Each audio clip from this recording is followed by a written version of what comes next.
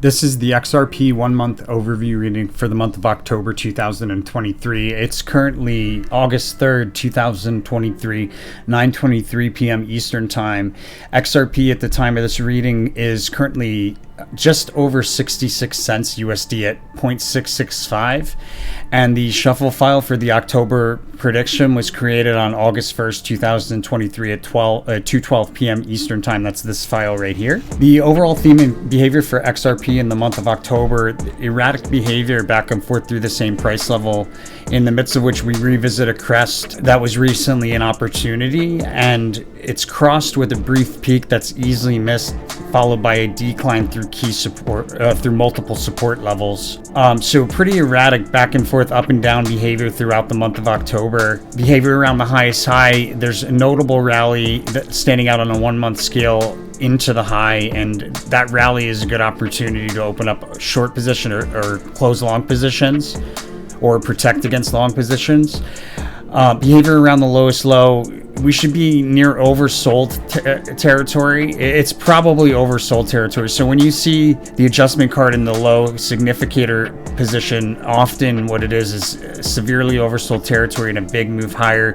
The adjustment card is the card that you would see if there's a short squeeze. It doesn't mean that every time you see the adjustment card there's a short squeeze, or that when there's a short squeeze you always see the adjustment card. But as far as energies go, the adjustment card is the short squeeze card. In a lot of cases that's what it is. It could also just be a really big move, or it could be a gap up. But whatever that case may be, it's most likely oversold territory, and we have this big prominent move to the upside out of that low, and that'll stand out on a 1-month scale as well.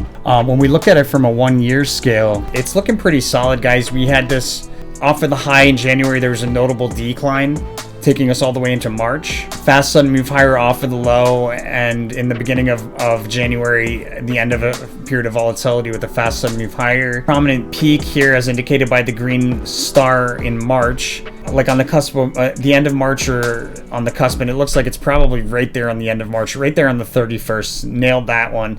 And then there's another high here around April, May, and it looks like it ends up being in May. Well, on the very beginning of June, so we were a little early on that, but you got to give it like 2 weeks wiggle room here or there, because not each card is going to line up perfectly with 2 weeks of time. It just doesn't work that way, but this is pretty solid. And then we had this pushing of the upper end of a range higher with a big move in early July to the upside, taking us to a high thus far. And then we most likely, this is looking pretty solid so far, so we most likely see a highest high again here in October. It might be a highest high that's revisited from September, so we might see we'll probably see a higher price level in September, and then in maybe even higher one or the same high revisited in October, with an even higher one in November. That one's almost certainly higher. And out of October, it looks like this big push to the upside is probably in November to take us to a high there. That's looking pretty solid, guys.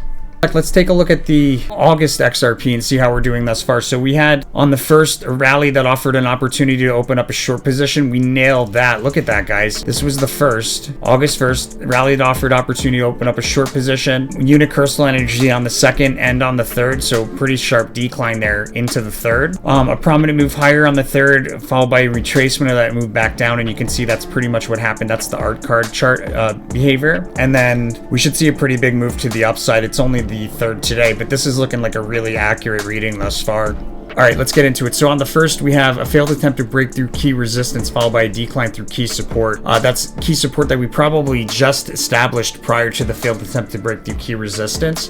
And then on the second, we have a prominent peak or crest that forms when we have a rally that increases with momentum moving forward into that peak or crest. There's a trade opportunity there as well. We'll talk about in more detail in the paid version. On the third, we have a prominent trough that forms when we have 3 pokes through the same price level, followed by a sharp decline into the trough. The trough's either there on the third or the fourth. On the fourth, towards the end of the day, there's a big move higher, standing out on a multi-day.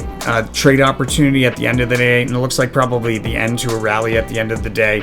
We may have like a decline right there around the cusp of the 4th, 5th, and then a big move in early in morning on the 5th again to the upside, taking us to important resistance on a multi-day scale, and most likely a highest high there on the 5th, 6th, or 7th, probably the cusp of the 6th, 7th, or the late 6th. but it could be on the 5th as well. U-shaped dip on the 7th that forms near the intersection of perpendicular diagonal trend lines. And there's probably on the 7th also like a prominent move to the upside early in the day on the 7th. On the 8th, there's a speaker highlighted. It can be trusted, something that impacts XRP somehow. Prominent crest there on the 8th. Some tricky chart behavior as indicated by the prudence card. There's also a day trade opportunity on the 7th and a swing trade opportunity on the 8th. We're going to talk about in more detail in the paid version. Not to mention the trade opportunities around the 5th, 6th for the high. Guys, if you're interested in the paid version, it's a really great way to support the channel. You do so here, our services tab of our website, Tarot for Traders, where you go down to SO Meta Posts under our services. Scroll down to monthly subscription. You can subscribe on a monthly basis to any of these tickers or crypto. What you get is an additional 3 to 8 minutes of content at the end of the video where we talk about the best trades that we see for the month. And that's like what chart behavior to look for entry and exit points within like a given time frames, like estimated time frames, and what trades to avoid overall, what trades are the best ones to go for.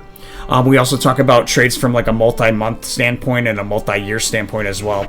So if you're interested in more than one crypto or ticker, get the all paid version. Gets you access to all of them. It's the most popular subscription on our channel. And thank you to all of those of you that go ahead and do that. All right, so let's get back into it. On the 9th, there's price swings, looks like bullish price swings, and we break through an important resistance level towards the end of the day on the 9th. On the 10th, we have a retracement of the move higher on the 9th. There's a retracement back to a trough there towards the end of the day on the 10th, or the cusp of the 10th, 11th. We rotate sideways on the 11th, establishing support, and then there's a big move higher, and then rotating sideways at a higher support.